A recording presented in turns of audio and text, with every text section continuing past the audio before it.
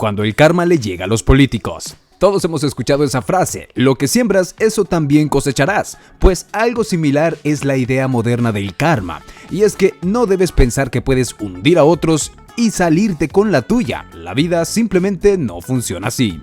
Hoy veremos un listado de políticos que se creyeron intocables y que ahora están pagando su karma. Su tono abusivo. Ese es mi nombre. Prepotente. El suyo es arrogante, prepotente. Malcriado. Esa forma. Pero antes quiero aclarar que hablaremos de políticos de El Salvador. Primero, porque este medio es salvadoreño. Y segundo, porque hay historias que parecen sacadas de un libro, aunque ocurrieron en la vida real. A mí personalmente me impactó la número 6. Comencemos. Número 1. Elías Antonio Saca. El expresidente Antonio Saca pasó de ser una figura carismática en la política salvadoreña a uno de los mayores símbolos de corrupción del país. Durante su mandato, entre el 2004 y el 2009, desvió más de $300 millones de fondos públicos. En el 2018 fue condenado a 10 años de prisión, perdiendo su libertad, su fortuna y su reputación. Hoy, su caída es un recordatorio de cómo el abuso de poder puede acabar con una carrera aparentemente intocable.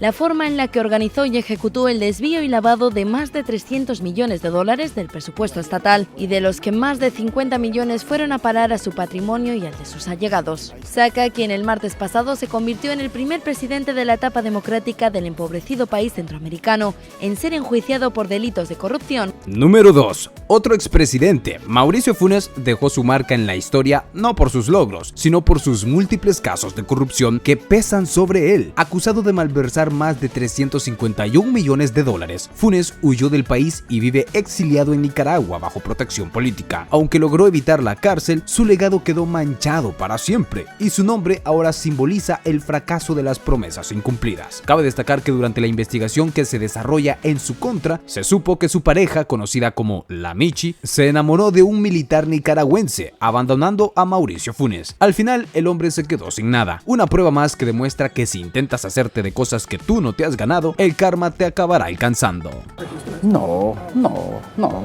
Realicé algunos viajes a nivel familiar y a nivel personal, a los que tengo derecho. Al fin y al cabo, la única limitación que tengo para viajar es la que impone la Asamblea Legislativa. Número 3. Sigfrido Reyes. Como presidente de la Asamblea Legislativa, Sigfrido Reyes era una figura clave en la política salvadoreña, pero en el 2020 fue acusado de enriquecimiento ilícito y lavado de dinero. Reyes también optó por el exilio, perdiendo toda credibilidad política. Su caso mostró cómo las prácticas corruptas pueden alcanzar incluso a quienes ocupan cargos legislativos de alta relevancia.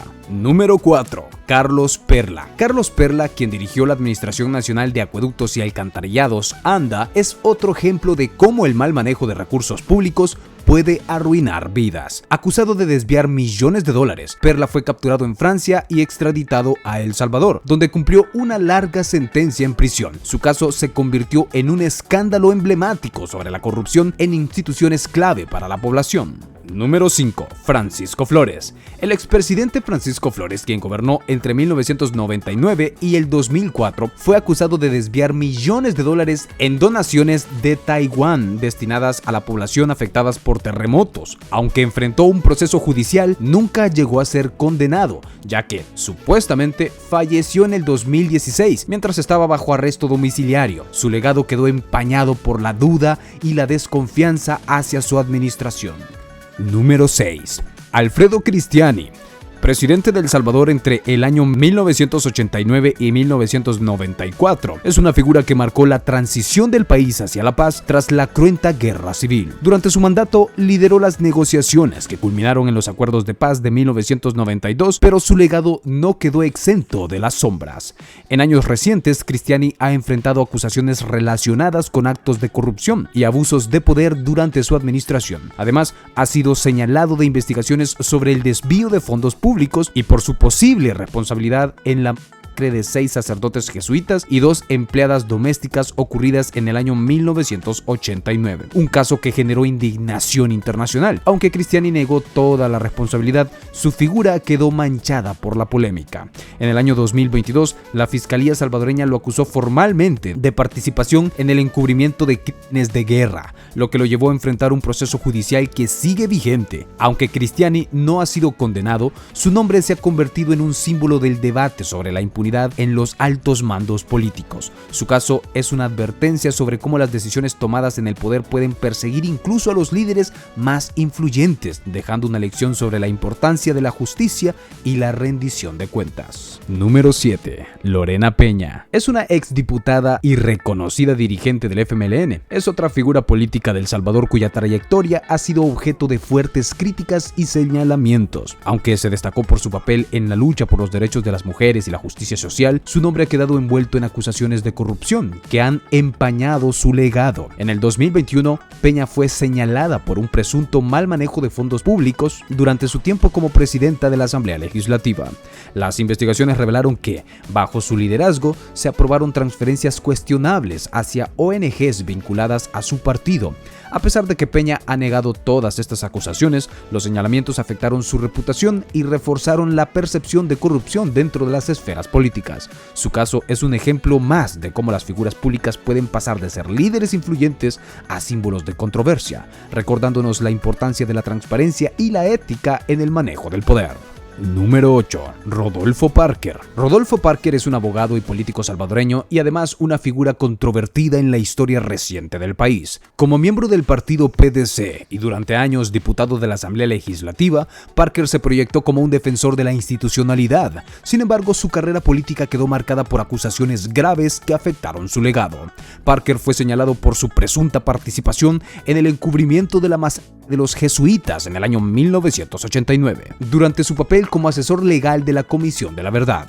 Según informes, habría manipulado información clave para proteger a altos mandos militares involucrados en el crimen. Aunque él negó todas esas acusaciones, el caso impactó profundamente su reputación. Además, en los últimos años de su vida política, enfrentó críticas por posibles irregularidades en el manejo de fondos públicos asignados a su partido. Esto reforzó la percepción de que posiblemente Parker no siempre actuó con transparencia en el ejercicio de sus funciones. Su historia es una advertencia sobre cómo el mal uso del poder y la falta de rendición de cuentas pueden destruir la credibilidad de figuras que, en teoría, deberían velar por la justicia y el bienestar de su nación.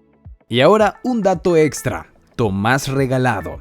Tomás Herculano de Jesús Regalado Romero, expresidente de El Salvador entre el año 1898 y 1903, es otro ejemplo de cómo el abuso del poder puede llevar a un legado controvertido, aunque se le recuerda por modernizar ciertas áreas del país y por ser un líder militar influyente, su gobierno no estuvo exento de señalamientos de corrupción. Regalado fue acusado de utilizar los recursos del Estado para enriquecer a su círculo cercano, perpetuar su poder y reprimir opositores. Bajo su mandato se consolidaron prácticas que beneficiaban a una élite mientras se mantenía en condiciones precarias a la mayoría de la población. Aunque no enfrentó consecuencias judiciales directas debido al contexto de su época, su administración dejó una huella ambivalente en la historia salvadoreña. Tras dejar la presidencia, Regalado continuó activo en la política y el ámbito militar, pero su vida terminó de manera trágica. En el año 1906, durante un enfrentamiento en la región de El Jícaro, fue asesinado mientras lideraba una campaña militar contra el gobierno de su sucesor, Pedro José Escalón. Su muerte dejó en evidencia las divisiones internas y las tensiones de poder que marcaban el país en esa época. La caída de Regalado, tanto en su liderazgo como en su vida, nos recuerda cómo el poder absoluto puede desencadenar conflictos y tragedias, dejando una lección histórica sobre la necesidad de liderazgos basados en la justicia y la transparencia. Estos casos nos muestran que la corrupción no solo destruye la confianza de un pueblo, sino que también arruina vidas y carreras. Cada uno de estos políticos tuvo la oportunidad de marcar una diferencia positiva, pero eligieron un camino que los llevó a la ruina.